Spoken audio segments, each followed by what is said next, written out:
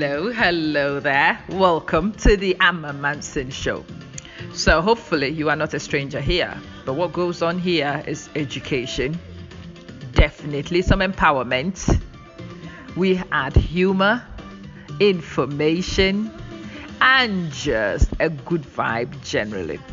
It is not just a talk show, it's a live show. We talk about life, we unpick life, we find solutions to the things that stress us in life, and we make progress together. It is the Amma Manson Show, and my name is Amma, your girl, your educator, your motivator, and I kick your hind wherever we need to. Enjoy, invite other people to join in, and hopefully, you have a wonderful experience on today's show. Let's get straight into things. Hello there, everybody. Good afternoon. Welcome to another episode of Demystifying the African. And today we are discussing Edinkra symbols. You are welcome. So, I am going to use this book as my reference book, The Values of Edinkra Symbols. It's written by Adolf Hilary Agbo. I bought this from the Menchia Palace bookshop. But I think this book will be easily acquired from many of the other bookshops. It is not exclusive knowledge to one place, but I want to use this book as my reference for discussing the Edinkra symbols because it's well written, it's quite easy to follow. It explains and illustrates the various symbols, and it allows even the novice an insight into the symbols and an understanding of what Africans mean when we do our symbols. Well, what Akans mean when we do our symbols. I am Akan. The Edinkra symbols are Akan, so that's the perspective I'm going to be speaking from.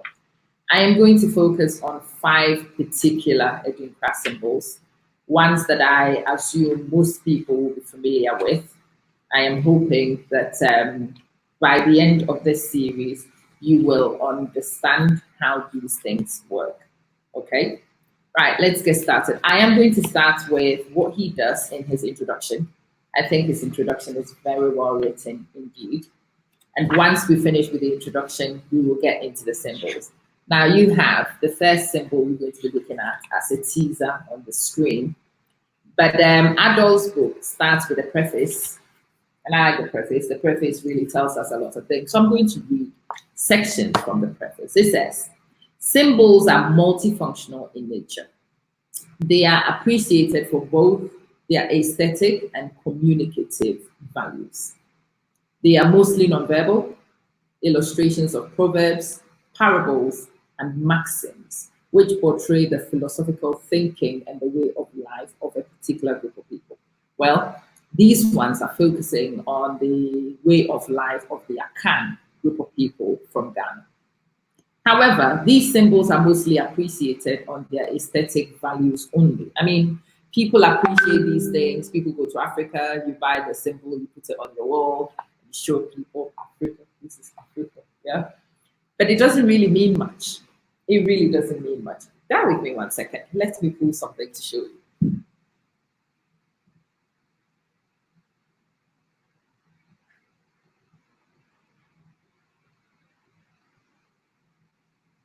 So this is a wall art I have.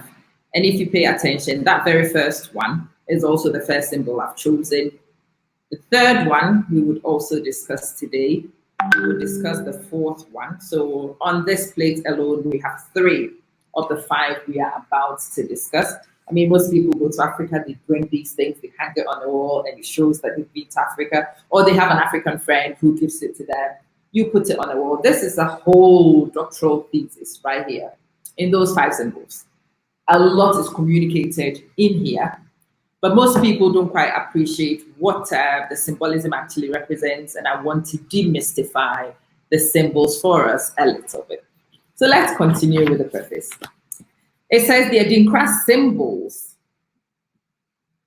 concept was originally conceived and created by craftsmen of old who did not use facilities that enhance good design. So they are quite rustic in their design. Unfortunately, these symbols are still mostly represented in their original uneven outline constructions, it's a shame.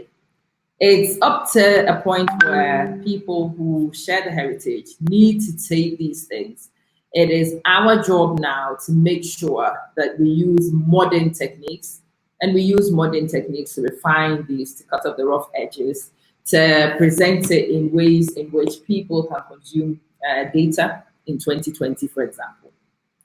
This book has represented selected Ghanaian proverbs with graphic symbols, which try to bring out the philosophical, educational, historical, and moral values inherent in the Adinkra symbols for the benefit of all.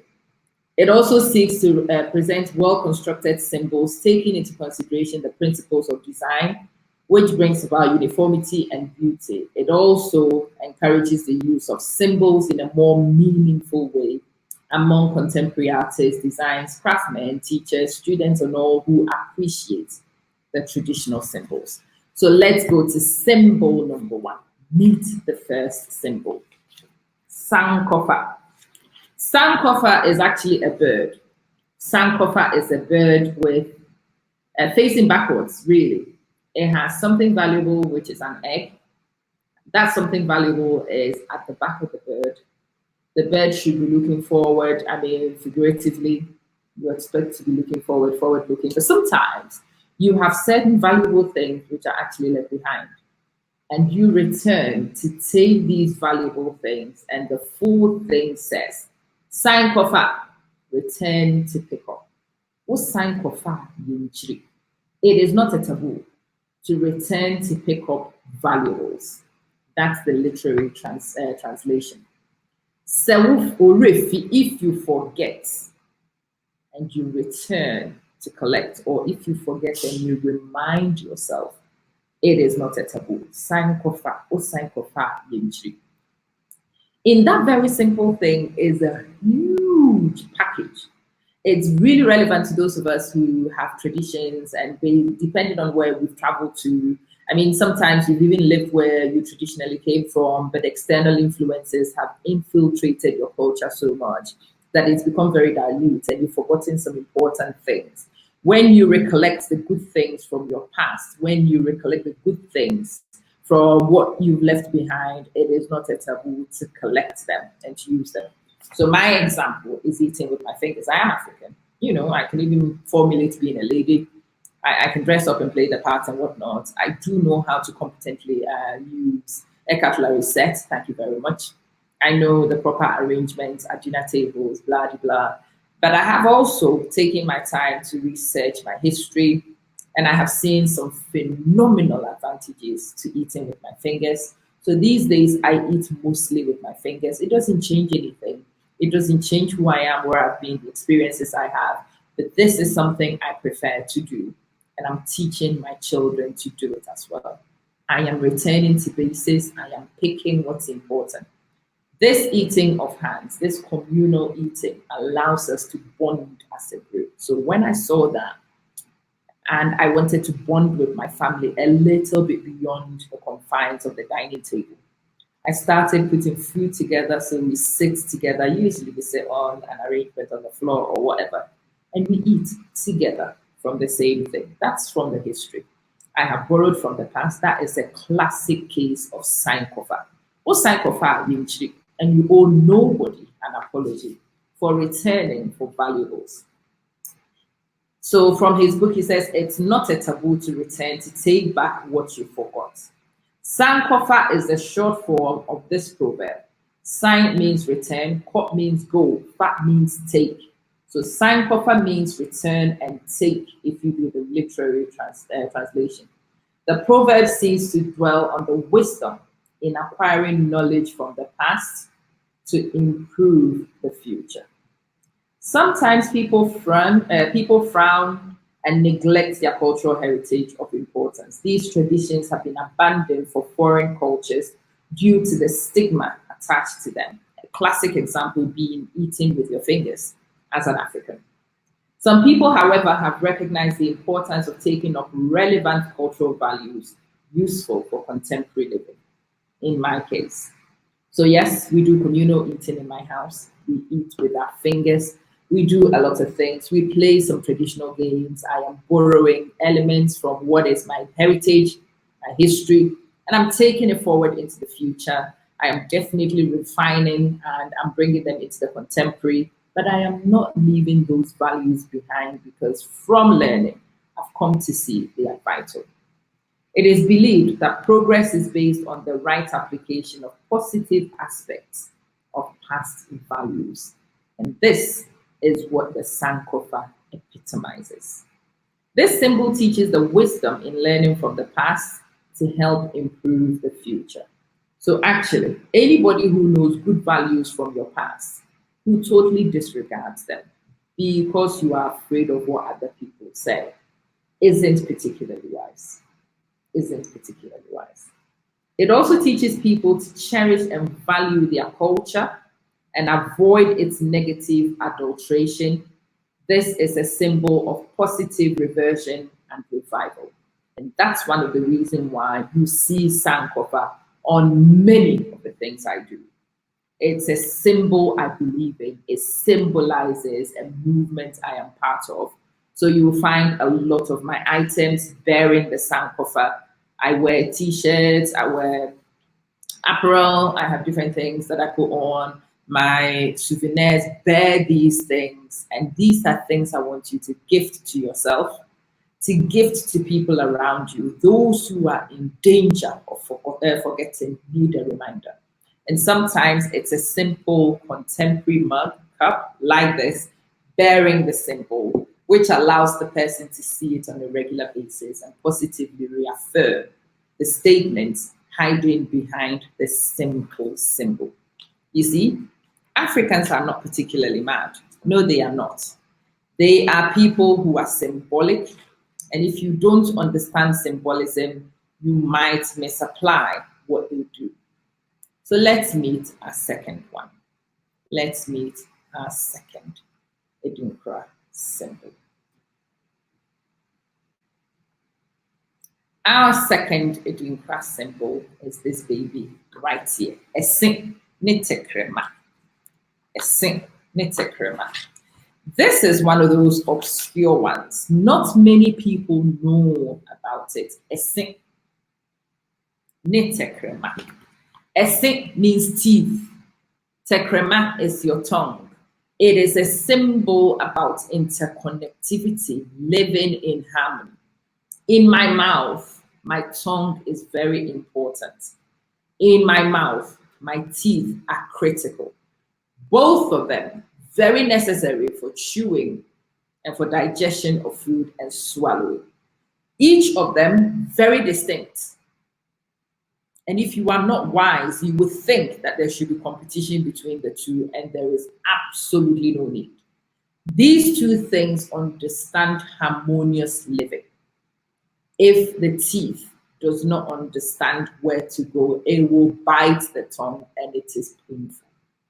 If the tongue refuses to mix and to produce the saliva, the teeth grind in vain. It does not really achieve anything. Anyway, those two are so close. Even those two who are so harmonious, occasionally disagree, basically. Occasionally, no matter how long you've been living on this earth and how much you understand harmonious living, you bite the wrong time and you bite the tongue and it hurts. So this is the fourth thing. It symbolizes friendship, it symbolizes harmonious living, but it also indicates that conflict is part of life and the resolution of conflict is one of the most important lessons for moving forward. The teeth and the tongue, even the teeth and the tongue fight. Esin refers to teeth, tekrema refers to tongue. Mpo means even, fight. Esin symbolizes the masculinity and toughness of a man. It's tough. Tekrema, the tenderness of a female. You may not have known this, right? The proverb means that the essence of marriage for couples to coexist and complement each other, despite occasional squabbles. It is also likened to other human relationships. You will find many examples where harmonious living is required. It tells you that conflict is inevitable. And when it comes, you remind yourself, so you and your siblings will definitely disagree. It's normal, nothing new. You and your spouse will definitely find yourself in conflict sometimes. It's normal. It is how you respond, it's how you resolve, it's how you move forward, which shows your character. Let's continue. The teeth and the tongue. So it tells you the teeth and the tongue are both located in the mouth. They play very important but different interdependent roles in the eating process. The teeth sometimes accidentally bite the tongue during chewing. This situation is referred to as a fight between the two. However, they still live together peacefully. Moral value. The proverb advises couples to complement each other in all aspects of marriage, not just marriage, in all relationships. It also encourages harmony and interdependence among people. It acknowledges that there will be disagreements in every human relationship. This is a symbol of friendship, of wisdom, of interdependence, and peaceful coexistence. So when somebody wrongs you, you understand it's only inevitable. And it makes it easier to forgive them, to move forward, because it is one of those things a lot of us have forgotten. It is one of the reasons why there is so much strife in the world currently. And if somebody wrongs you and you knew about this, and you simply could apply this principle of you cannot be closer than regardless of how closely linked they are. Even those two have disagreements. But you know, after the teeth bite the tongue, you move on. The tongue continues to work, and the teeth also continues to work, and harmony is reestablished. That's the lesson. That's the real lesson over here. So, Edinkra symbol number 2, power packed one. Now, Edinkra symbol number 3, it's the one which is everywhere, absolutely everywhere. You will find it on earrings. You can't have bought anything from Africa, seen any symbols from Africa. Most people call it the African symbol. It is an Edinkra symbol. It is very commercialized, you know, but it's also very important. I think it's the meaning which made it so popular. The meaning is what made it so popular. Let's meet our third candidate, Edinkra symbol number 3. And no, it is not the Gayi Nayami. No, please watch those pronunciation for me. In the Akan language, GY, sorry, is GY, J. And actually, you could actually use the full inflection Aji in some of the Akan dialects. Aji Nyame, Jise Nyame. And because you have many dialects, this was a simple one because the J is in all the inflections. Aji, Jise, J. So J Nyame, except with God. J Nyame. And it means supremacy of God. It's a symbol of supremacy. It is a symbol of humility. I am an ordinary human. My abilities are finite. I always hit certain snags when I am incapable of certain things. That's me. And except with the approval of God, except with the support of God, I cannot do it on my own.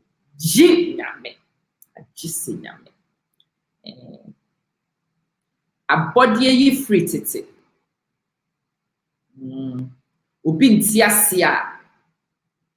I will keep the long proverb so that we don't go into that one. Let's just give you the English translation. I am not looking to confuse you some more, so let's just go. The great creation originated from the unknown past. This is the English translation. No one lives who saw its beginning. No one lives who will see its end, except God. That's where it comes from. You don't know the beginning. You only know the now. and you don't even know a lot of the now. You only see the little bit you see, and sometimes things that are quite obvious to you, you become oblivious to. You are very small. Your abilities, your capabilities are actually very limited. And it makes you very humble when it comes to know this. You do not know the beginning, you will not know the end. Only God knows it all. The great creation originated from the unknown past. No one who lives saw the beginning. No one who lives now will see the end, except God. Jinyame means Ji means except, Nyame means God. God is regarded as the creator and ruler of the world and humanity. Therefore, he must be reverenced and worshipped. God is placed above all other lesser gods, deities, and ancestors. God is the great grandfather, great grandmother, Nanenyame. Some attributes of God are Odumankoma, Obadie, creator, all grace giver, and Nyankopon, great ancestor. In certain cases, he is regarded as the overlord of all, who should not be approached directly. Because of God's supremacy, all requests are routed through the lesser gods by the priests and priestesses who serve as intermediaries to him. And this is traditional African, traditional Akan worship system. The symbol reflects the supremacy, power, and dominion of God over all situations and creations. He is therefore regarded as the immortal, omnipotent, omniscient, omnipresent. This is a symbol of supremacy of God. And this is quite consistent with a lot of the world religions, really. We call things different names, but the beliefs, fundamental beliefs, are not too different. You believe in the one God, whatever you believe in. And in most religions, there is the one God. Some religions choose to approach the one God directly, because I was a child who found my father accessible and I approached my dad without an intermediary. In some homes, you don't approach your dad directly because of respect value systems. So you might suggest things to your mom might approach your dad on your behalf. And so depending on which culture you come from, whether you believe in direct access to your creator or you revere them so much that you do need an intercessor, then you do. I will leave the religious aspect to one side. That's not what I'm focusing on.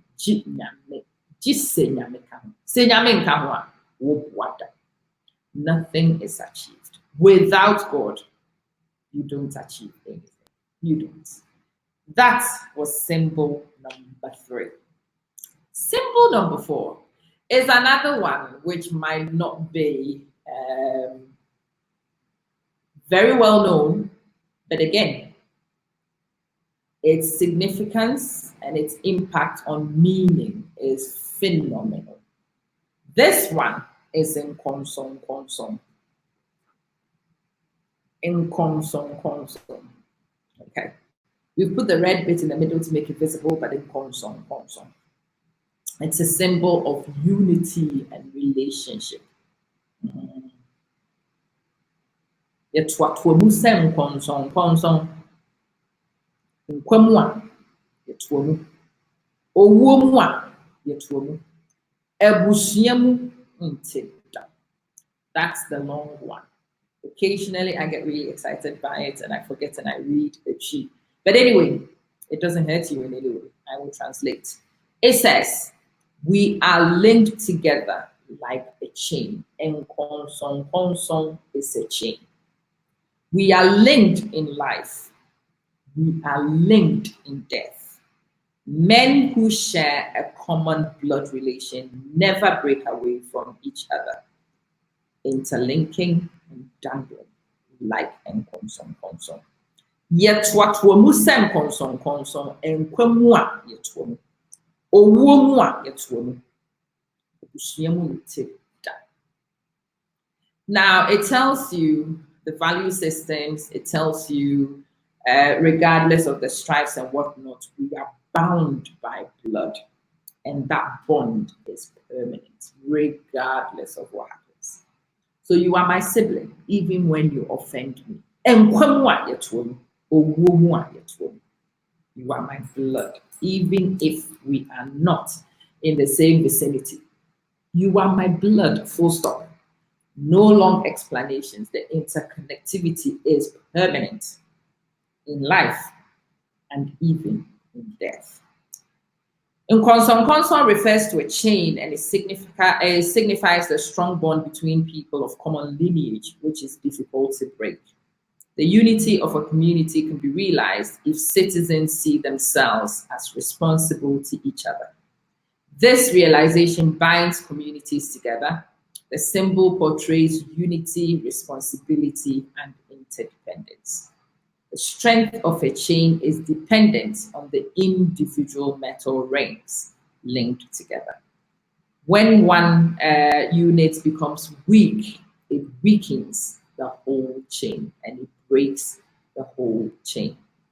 This signifies the belief that the ancestors are interested in and are constantly protecting the well-being of the living.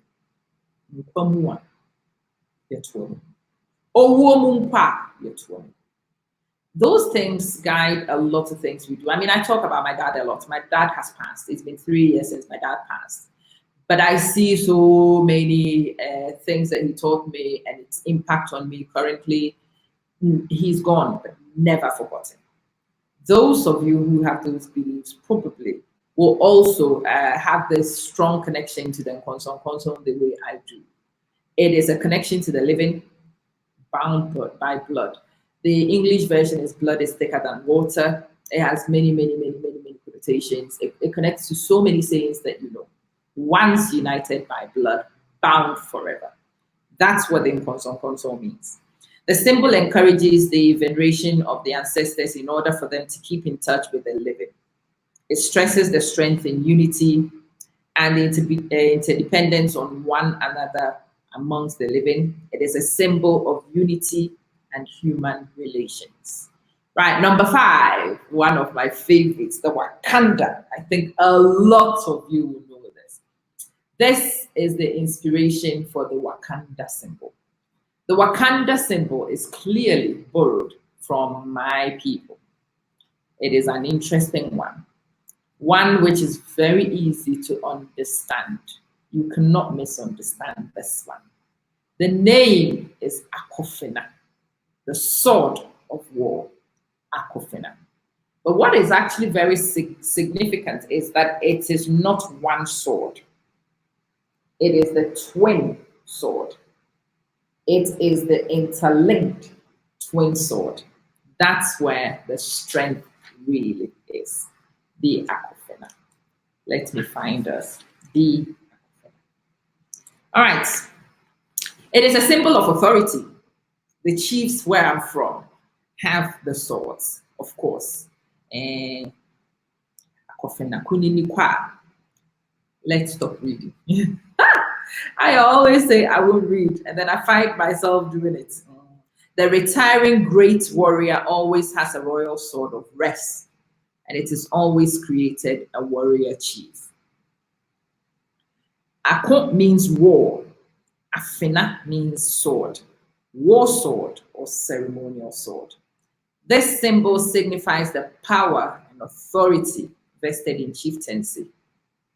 It symbolizes the gallantry and royalty of warriors who protect a particular chieftain. It is also used for swearing the oath of allegiance. It is known to be the symbol of unity of a community and the authority of its head. State sword bearers, Afinaswafoɔ, carry the Afina. Sometimes it's called the Afinaswafoɔ or Aquafinaswafoɔ. Afinaswafoɔ carry the Afina before the chief whenever he appears in public meetings. So if you've ever seen an African chief with somebody carrying swords and it looks very aggressive to you, it's not aggressive at all. It is just symbolism. It is representing his authority. Where I come from, we don't wear crowns. We carry the sword. It is as symbolic as the crown worn by the Western monarchs. All right. The Aquafina is used by the chief when taking the oath of office during his installation as a chief. It is also used by his elders when swearing the oath of allegiance to him. Further, it is used as a badge of credence by those who go on the ruler's errands. The symbol advises people to honor and show loyalty to leaders. It also encourages statesmanship and gallantry. It is a symbol of authority and recognition of gallantry, and it's sometimes a simple symbol of pride, a symbol of unity, a symbol of being subject to authority, a symbol of humility. So you see, the African doesn't really need to write a whole book. What this is could be a whole book. And I could explain an awful lot of things to you from just this time. You've only met 5 of the Adinkra symbols, and I hope that those 5 have intrigued you. Go to Google, type in Adinkra African indeed. We need to learn the African ways. We all need to understand some of the things that the African does without a lot of explanation. We are demystifying the African. And today we were demystifying the symbols. I was outlining the symbolism of the African. No, they are not weird. They might be unfamiliar to you, but before you dismiss them, because when you do, it is a sign of ignorance. You might want to understand what it means before you pass judgment. Before you pass judgment. It is Amamansin. This is one of my favorite things to do. I like to show people my heritage. I like to help you connect in an easy way with the way things are done where I'm from. You clearly can understand my English. I hope my logic was also quite easy to understand. It makes it easy for you to engage with what might not ordinarily be easily accessible. I hope you subscribe to the channel, particularly to the YouTube. At the moment, I'm sharing these to YouTube and to Facebook, but very soon it would only ever be available from YouTube. I will not be doing this series in Facebook. So if you are interested in the Demystifying the African series, go to my YouTube channel. You should find me. So youtube.com/amamanson1. It distinguishes me from the various Amamansons we have on YouTube. Facebook is the same, facebook.com/amamanson1. You can find me on Instagram, Amamanson, all one word. Check me out, see what else I put out. And if you like the content, please hit the share button and pass it on to other people who might also appreciate it. Until I come your way again, thank you very much and God bless. See you.